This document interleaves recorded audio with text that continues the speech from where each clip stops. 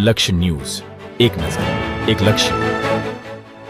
સાયલા મહાજન પાંજરાપોળમાં ગૌશાળામાં નવો શેડનું લોકાર્પણ કરવામાં આવ્યું હતું. સાયલા મહાજન પાંજરાપોળમાં લગભગ 2000થી વધુ પશુઓ આશ્રય લઈ રહ્યા છે, ત્યારે જીવદયા પ્રેમીઓ દ્વારા સાથ સહકાર મળી રહ્યો છે.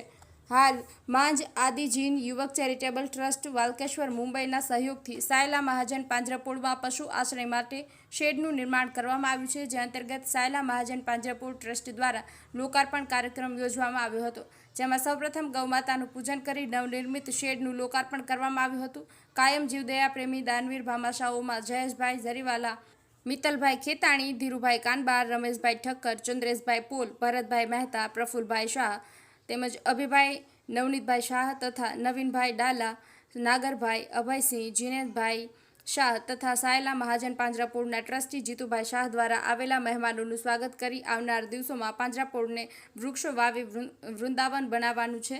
પાંજરાપોળનો વિકાસ થાય એવા કાર્ય કરી રહ્યા છે. વર્ષોથી પાંજરાપોળમાં પશુઓની સેવા આપતા અને પશુઓના અનુભવી રામભાઈ સભાડને હસ્તે પણ શેડનું લોકાર્પણ કરાવી સન્માનિત કર્યા હતા. વીરદાતાઓ દ્વારા આવનારા દિવસોમાં એનિમલ હોસ્પિટલ બનાવવાનું કહ્યું છે, જેના અનુસંધાને ખુલ્લા હાથે દાન અર્પણ કરી રહ્યા છે. સમગ્ર લોકાર્પણ કાર્યક્રમનું સંચાલન હિતેશભાઈ ઠાકર દ્વારા કરવામાં આવ્યું હતું. રણજીતભાઈ ખાચર, સાયલા.